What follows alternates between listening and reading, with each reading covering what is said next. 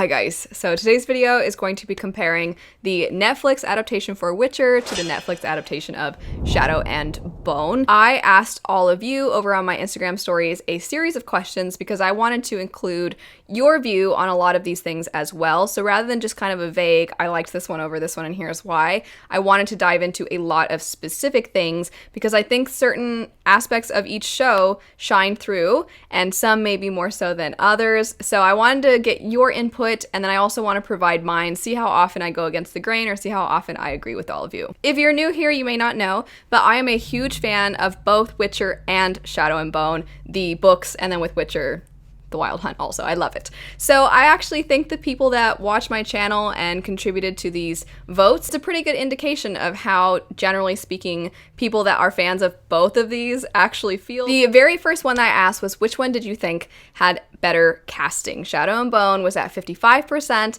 and then Witcher, of course, was at 45%. I agree with all of you, the majority, I should say, on this one. I think the casting was great for both of these. I was not upset by the casting choices, but at the end of the day, I think there were more perfect castings for Shadow and Bone.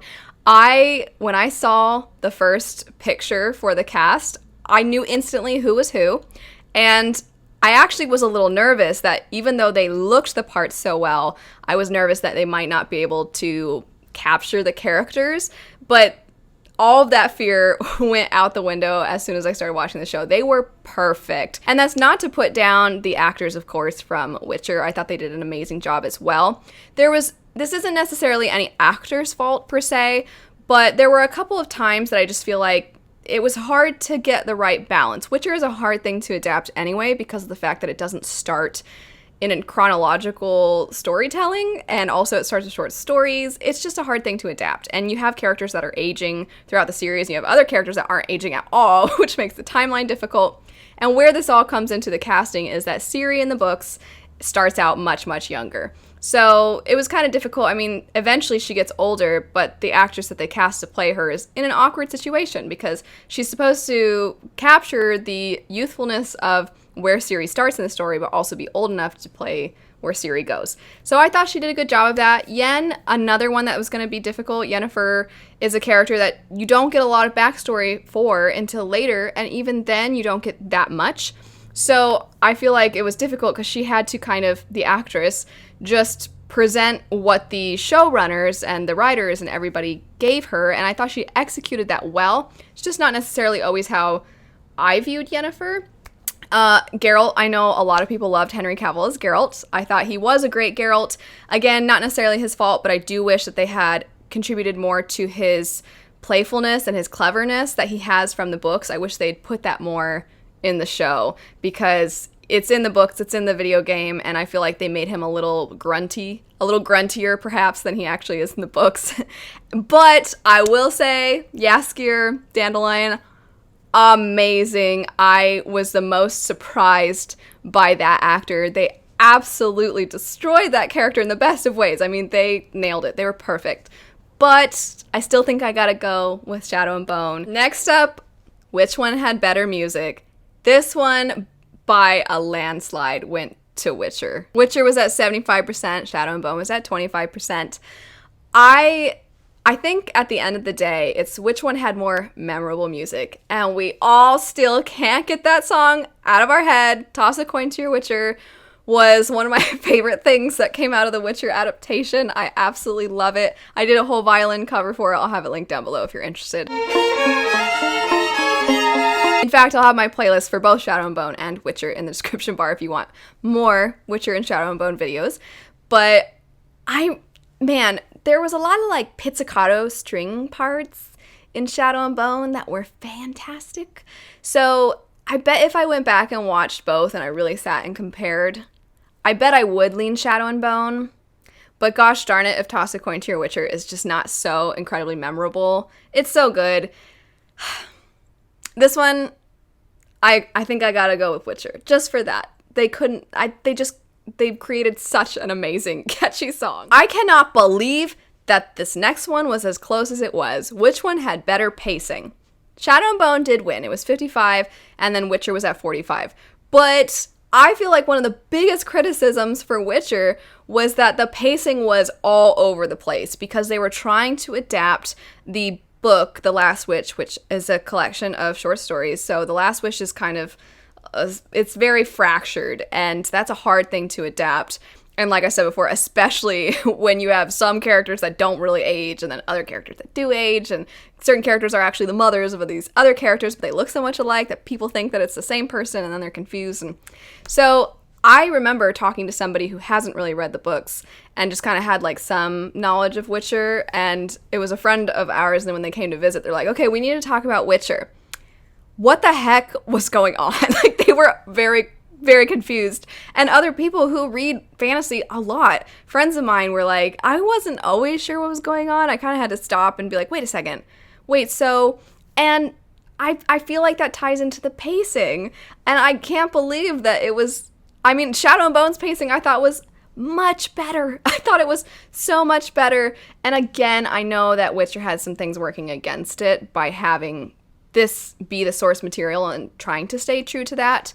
But one, they did not have to stay true to it because they changed other things and they invented entire backstories for characters that aren't in the books, and they changed some stuff. So, I mean, in an adaptation, it's expected they're going to change some things. And I think that perhaps the order in which they told the stories either could have been changed, or I think that they could have just had a simple 7 years ago, or, you know, they could have had something. I didn't mind because I'd read the books. But I still feel like for mass appeal and for the ease of the general audience, I think Shadow and Bone was much easier to keep up with. Next up, we had which one had better action scenes. 85% went to Witcher, 15% went to Shadow and Bone. Definitely agree. There's not a lot of action in Shadow and Bone. There's things here and there. And I enjoyed the scenes that we did get, but absolutely Witcher, I agree with this one. I do wish we actually had more. There were a couple of action scenes that I thought were great. There's that one early on that was so good. It's the one that I feel like everybody freaks out about. But then there were other times that the action wasn't on the same level as other action scenes. And I don't mean like some were just cooler than others. I mean some, like the effects in some were amazing and the fight choreography was amazing, and then other ones it wasn't as amazing. But I still think it was better overall for Witcher than Shadow and Bone. Next up, we have which one has more mass appeal. 58% said Shadow and Bone, and then of course 42% for Witcher. And this one is tough because if you had told me about Game of Thrones a long time ago, before it was a popular show that everybody ended up watching, I wouldn't have thought that Game of Thrones would have had mass appeal. I feel like previously you didn't really see people caring about these sorts of stories that have a lot going on, and there's a bunch intertwined between all these different plot lines, and I just am surprised. I mean, it became like the biggest thing. And between these two, Witcher is more like Game of Thrones than Shadow and Bone. But again, the storytelling in that first season is so splintered and hard to follow. And I feel like Shadow and Bone is a little bit more familiar. It's a little bit easier to get into. It's also a little bit more family friendly. So where Witcher is perhaps a little bit of the two closer to Game of Thrones, I feel like Shadow and Bone it kind of captures that similar vibe to something like Marvel movies where the whole family can sit and enjoy. So I think I gotta go with all of you on this one. This next one is the closest we've had to 50-50. It barely went to Shadow and Bone, and that is which one had a better general look to it. And even though Shadow and Bone won, I think I do have to go with Shadow and Bone, even though I know there's another question here that has to do with like costume designs and stuff, so I'll get to that one in a second. Witcher I thought it looked really, really amazing at certain times, but then other times it looked fake, and it was hard for me to get over the fact that it sometimes looked so dark and gritty, and it matched the tone of the story very well. And then other times it looked kind of campy and silly and fun and goofy, and it almost felt like the show couldn't decide which one it was going for. And I think Shadow and Bone had a clear vision of the look it was going for, so I do agree, but I'm also kind of on the fence. This does tie into the next question, which one had better special effects and makeup? And I'm shocked, 60% voted Witcher and 40% Shadow and Bone. I'm with Shadow and Bone on this one. I think that some of the special effects and makeup and everything in Witcher was not as good as we've seen in other things. I mean, Lord of the Rings, for example, the makeup for the Lord of the Rings movies is amazing. The special effects, fantastic. And I get there's different budgets and things like that, of course. But, I mean, everybody talks about the dragon episode as looking not great. And, I mean, I don't think that was the worst looking thing in Witcher, but it wasn't the best looking thing. Certain aspects of the show, I'm kind of repeating myself here, certain aspects looked phenomenal, but that's kind of just my thing is I feel like sometimes it was as if it was a whole different show. And then Shadow and Bone, I just think was more consistent with its makeup and special effects. I don't think I was ever thinking anything looked absolutely terrible. And I think that the way they did the Volcra, which are these monsters that live within something called the Shadowfold, the way they did that was very clever because you couldn't really see them very well. And I'm like, what a smart decision, because it's eerie, it's scary, this whole not quite being able to see, the fact that they're just going to come at you in this darkness, it makes the darkness itself feel much more frightening. But also, you don't have to worry about the special effects as much when you can't quite see it. So I thought that was actually kind of clever. But it didn't look bad, what you could see. I thought what we could see looked quite good. And it didn't feel like a cop-out. I thought they did a good job with it. And I'm excited to see in the next season how other sorts of monsters come into play. I am very excited for that in Witcher as well. I'm hoping that with season 2, they don't have to spend as much on marketing and they can just focus on everything looking amazing. The next one is which one had better rewatchability? And this one was quite close. It did go to Shadow and Bone just by a little bit. I think strangely how complex Witcher was actually means it's almost maybe better for rewatching because you're like, okay, I feel like I get it now. I know who's who and I know what's coming and I know, okay, well, that was actually taking place back here. So it's kind of fun to watch it again and feel like you actually know what's going on. And Shadow and Bone, if I was to watch it again, it would just be guilty pleasure, like, oh, I want to see like Mal and Alina be friends. I wanted to see all the crows being crows so perfectly. And it wouldn't really necessarily be to gain something different the next time. It would just be to rewatch it again, to just have fun with it. So I think Witcher's I gotta give it to this one, just because it's gonna be a slightly different experience on the second time. The next question is, which one are you more excited for a season 2 for? 52% went to Witcher and then 48% for Shadow and Bone.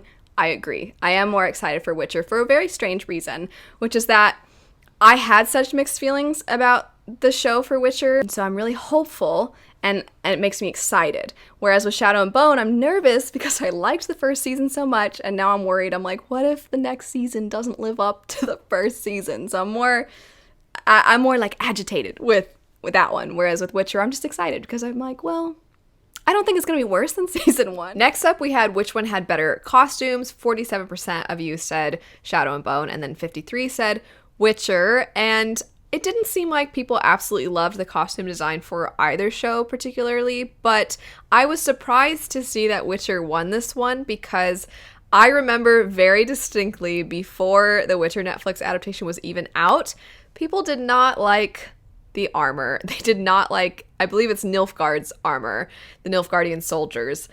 They thought it looked like something, a certain specific thing, and everybody hated it and they didn't change it, and so everybody still hated it when it came about. But I think that the main outfits of our main characters did look fantastic. And then I think in Shadow and Bone, you obviously have the keftas that they wear.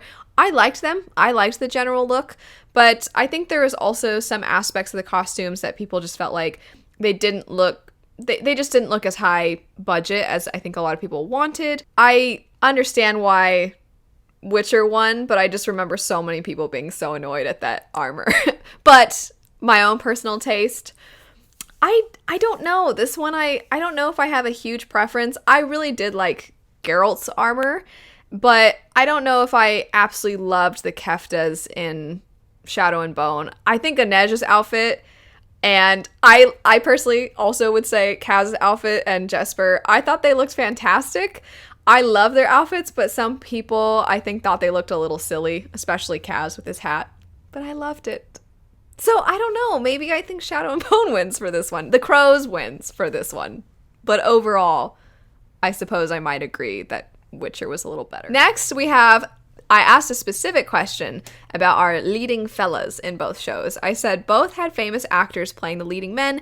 Which one do you feel was better suited for the role? And 72% said Geralt, so Henry Cavill for Witcher, then Ben Barnes for his character, General Kirigan. So when I heard that Henry Cavill was playing Geralt, I remember I was surprised, but I was like, well, okay, cool. And he seemed really dedicated to the role. I think that I was surprised when Ben Barnes was cast, as I think a lot of other people were, because I think a lot of us were expecting someone a little younger to play his part. I still loved both of these actors for the roles, and I think both these actors are good actors. They also seem like lovely human beings, and they seem like they are very supportive of their cast members. Henry Cavill just always seemed like he was there to help out the other individuals, and Ben Barnes, like, he's always speaking so highly of everybody else in Shadow and Bone. They both just seem lovely, but I think at first glance and what I was expecting, I think Henry Cavill, I would have to agree, was a little bit easier to see as his character than Ben Barnes was. I had two last questions. One I thought was going to be my last one, and then I asked one more. So I had said, lastly, which one did you like better overall? And it was very close, but Shadow and Bone won. And then the other one was, I lied one more, which one lived up to your expectations better? Shadow and Bone surpassed by quite a lot over Witcher. It was at 61%. So I liked Shadow and Bone overall more. And then also, I think I would say Shadow and Bone, it exceeded my expectations, where Witcher, I had high hopes, and it did not quite meet the hopes that I'd had. I still think to this day the best form I have seen The Witcher told in is through the video game. Even though the books were the original source material, I just think Witcher has worked fantastically as a video game, whereas Shadow and Bone, I actually feel this is one of the rare times that you'll hear a bookworm say that the adaptation may have done it better. I still really like the books a lot, but man, did they do so many things well in the show. So overall, I think, as far as my personal taste, I think that Shadow and Bone was the winner between these two. I am so excited, though, for season 2. I can't wait to see. I mean, we know for a fact that we're getting a season 2 now for Shadow and Bone, and then Witcher, it's coming out very soon, which I'm excited about, even though I was a little underwhelmed with the first season. But I'm really pumped for both of these. Let me know if you'd like me to do this again for season 2 of both of these shows, or if you'd like me to put other fantasy adaptations head to head and do the same sort of thing. But I hope you have a lovely rest of your day. Thanks for watching, and I'll see you all later. Bye.